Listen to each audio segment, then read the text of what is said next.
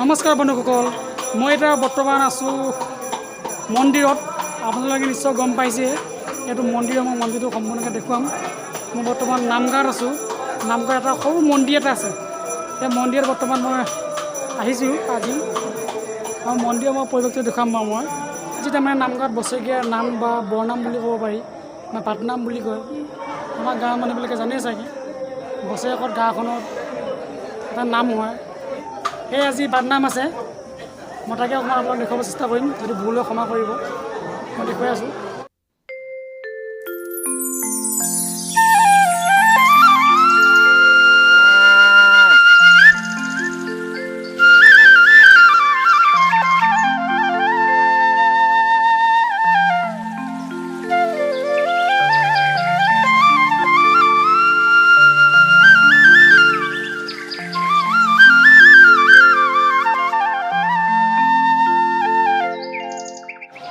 এইটো হৈছে মন্দিৰটো, আৰু এইটো হৈছে প্ৰথম গেট। এই গেটটোৰ পৰা সোমাই আহে ধুনীয়াকৈ। এইটো সোমাই আহি এইটো মন্দিৰ চৌহদটো। মই প্ৰথমে মন্দিৰ চৌহদটো দেখুৱাই লৈছোঁ। মানে ল'ৰাসকল বহি আছে। এইটো ষ্ট'ৰ ৰুমটো, আৰু এইটো হৈছে মন্দিৰ চৌপাশটো মই দেখাই আছোঁ।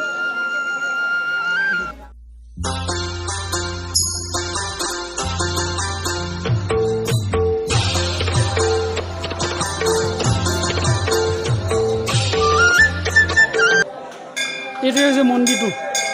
আচল মেইন মন্দিৰটো এইটোৱে হয়। ইমান ডাঙৰ নহয়, কিন্তু ঠাইখিনি অলপ ভাল লাগে কিবা এটা।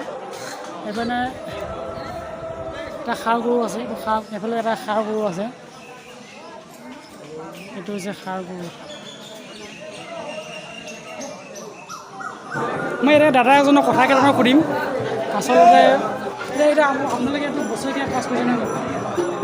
এইটো বছৰেকীয়া কাজ আৰু শনি সভা বুলি কয়। শনি সভা বা এটা পাটনাম বুলিও কয়। শনি সভা একেলগে ন? বেলেগ বেলেগ কথা নাই, মানে পাটনাম আৰু বস্তুটো এটাই বস্তু, কিন্তু কথা হ'ল কি, ইয়াক শনি সভা কৰা আৰু যিটো আমাৰ পাটনাম বুলি কয় সেইটো আমাৰ বাটত অলৰেডি যোৱাকালি হৈ গৈছে। যোৱাকালি হৈ গৈছে। এতিয়া আজি শনি সভা লোৱা কাজটো আছে। আজি লাষ্ট আজি মেইন আৰু তাৰমানে এইটো কৰিলে মানে আমাৰ মনত বিশ্বাস এটা হয় যে মানে বিশ্বাস এটা বিশ্বাস মানে কি, ভিতৰতে আজি সকলোৱে জানে যে আমাৰ যিটো নৱগ্ৰহ, যে শনি যি নৱগ্ৰহ, কাৰণ এইটো আমাৰ আত্মন সদায় তেওঁ জীৱ হিচাপে তেওঁ আজি আমাক পালন কৰি আহি আছে। যাতে আমি তেওঁ এইটো বিশ্বাস ৰাখোঁ যে সেই নৱগ্ৰহ সন্তুষ্ট কৰিবৰ কাৰণে আমি বছৰটো যাতে মাৰি মৰক নহওক, মানুহে যাতে বিপদত নপৰক, এনেকুৱা ক্ষেত্ৰতে মানে তেওঁক আজি আৰাধনা কৰি এই কাজটো কৰা হয়। আমি বিশ্বাস কৰোঁ, আমাৰ মনত এটা বিশ্বাস হৈছে। অতীজৰ পৰা আমাৰ অলপ পূৰ্বপুৰুষৰ পৰা এইটো কৰি আমাক দেখুৱাই আহিছে, আৰু সেই মতে কৰি আছোঁ। কিমান বছৰ পৰা কৰি আছোঁ গম পাই নাপাওঁ। সেইটো বৰ্তমান যেতিয়া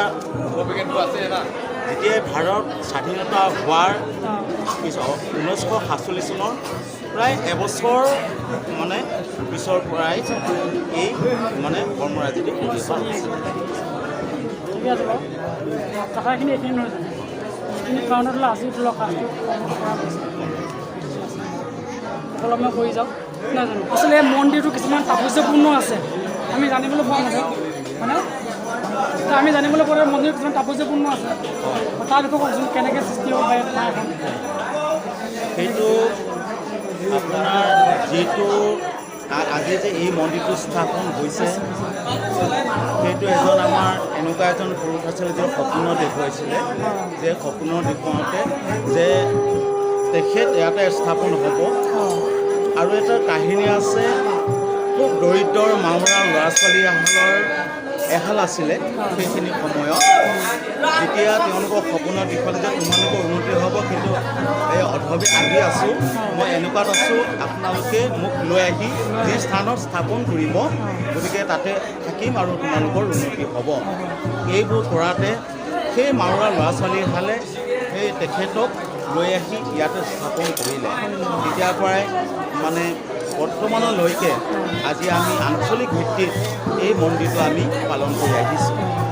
আৰু কথা হ'ল, ইয়াৰ এটা তাৎপৰ্য আছে কি, এতিয়াও আজি পুৰাতত্ত্ব বিভাগে তেওঁলোকে মানে চিন্তা চৰ্চাৰ কৰি তেওঁলোকে ইয়াত খনন কাৰ্য চলালে তেনেকৈ মন্দিৰ হয় এই যিটো আমাৰ দেখিছে গতিকে পুৰাতত্ব বিভাগে তাৰ এই মন্দিৰ যিটো তাৎপৰ্য তেওঁলোকে পাইছে আৰু সেই অনুপাতে আজি এই মন্দিৰটোক চৰকাৰী হিচাপে তেওঁলোকে মানে হাতত লৈছে বৰ্তমান চৰকাৰী আমোলতে এই মন্দিৰটো বৰ্তমানলৈকে চলি আছে চলি আছে আৰু যেতিয়া খান্দিছিলে কি পাইছিল ইয়াত মানে আপোনাৰ অতীজৰ যিবিলাক আমাৰ তেতিয়াৰ স্মৃতি কি আছিলে খালি আমাৰ ধৰক কিছুমান মানে মাটিৰ বাচন বৰ্তন তেওঁলোকে যিবিলাক সেই অতীজে ব্যৱহাৰ কৰিছিলে আৰু সেই সমৰাজিয়ে মানে পোৱা গৈছে আৰু বৰ্তমানলৈকে আমি যিটো আমাৰ এটা মিউজিয়াম আছে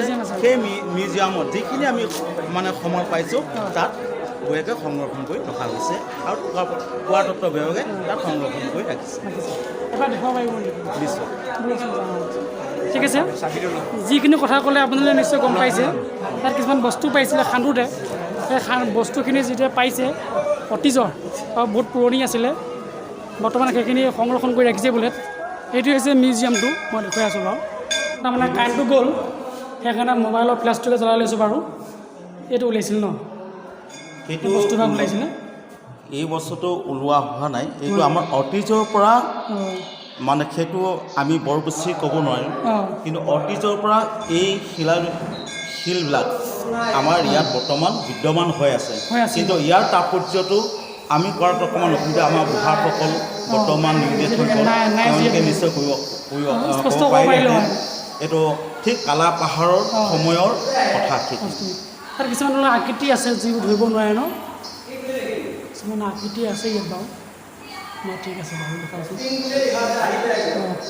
আৰু ইয়াৰ তেনে বস্তুৱে বাৰু বুলি ক'ব লাগিব নহয় জানো এনেকুৱাই ইয়াতে কিবা এটা আকৃতি আছে স্পষ্ট ভালকৈ ধৰিব পৰা নাযায় বা বুজাই দিব পৰা নাযায় কেনেকুৱা হ'ব কিন্তু আগৰ যদি পূৰ্বপুৰুষ থাকিলে হয় বুজাই দিব পাৰিলে হয় বাৰু মই অলপ দেখুৱাই দিছোঁ বস্তুখিনি এতিয়া সংৰক্ষণ কৰি ৰাখিছে ন এইবোৰ বস্তু আমি যেতিয়া যিখিনি ঠাইত খন্দা হৈছিলে সেই ঠাইত বস্তুবোৰ ওলাইছিল ন এইটো অলপ কলহ আৰু এইবিলাক ভগ্নামুখী বৰ্তমান আছেতো এইসকল আপোনালোকেতো স্পষ্ট নেদেখিব পাৰে কাৰণ মই ফ্লেছ লাইট জ্বলাই আছোঁ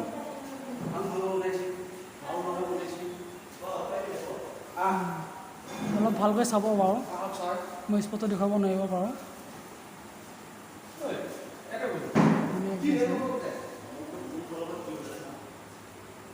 ধৰি লওক থান ভাগ ধৰি লওক অতীজৰ পৰা আছে বুলি বিশ্বাস এটা হয় আৰু বিশ্বাস এটা কাৰণ কিছুমান ভগ্নাৱশেষ পোৱা গৈছে খান্দি উলিওৱা হৈছে উদ্ধাৰ কৰা হৈছে সেইকাৰণে চৰকাৰৰ ফালৰ পৰা মানে ৰায় দিছে আৰু ৰায় দিছে ঠিক আছে মই বস্তুখিনি দেখুৱাইছোঁ বাৰু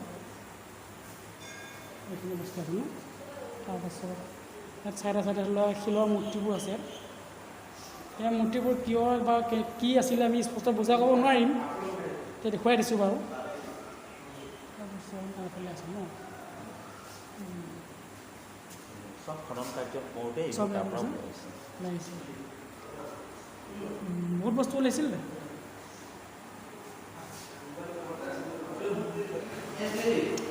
এইটো কি তাৰমানে এইটো চন্দ্ৰ বুলি কয় ন ডাঙৰকৈ আছে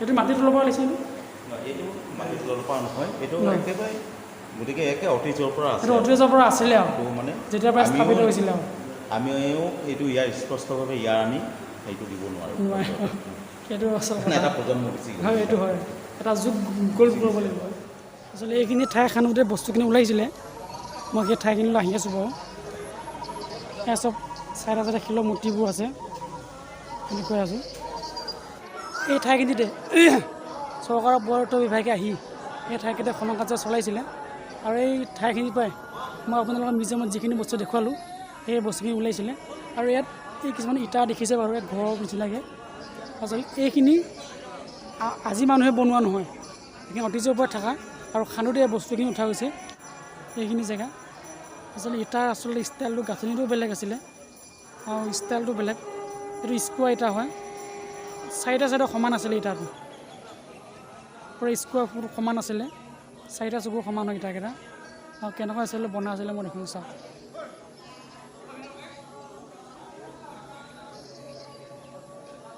চাওক মই জুম কমাই দিওঁ এই দেখিছে এনেধৰণে আচলতে ইয়াত গম পোৱা মতে আৰু অতীজতে এনেকৈ ধৰণে আচলতে মন্দিৰ আছিল নেকি বুলি এটা ধাৰণা হয় কাৰণ যেতিয়া খানোতে ওলাইছে আৰু কিছুমান অস্তিত্ব পাইছে সেই অনুমানত আগতে মন্দিৰটো আচলতে এনেকৈ আছিল নেকি এটা মানুহৰ বিশ্বাস এটা বা ধাৰণা এটা আছে বৰ্তমান এতিয়াও আৰু সেয়ে এই মন্দিৰটো আজিও সজীৱ হৈ আছে বা চৰকাৰী বিভাগে হ'লেও ইয়াত সংৰক্ষণ কৰি ৰাখিছে মন্দিৰটো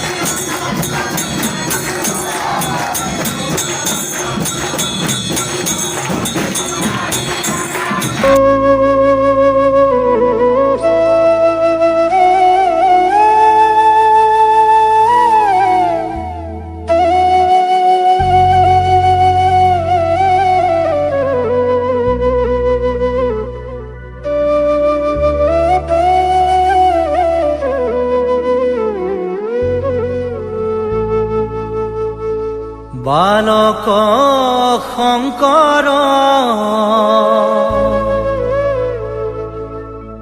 গুণৰে সাগৰ শনিবাৰ নামৰ এই দিব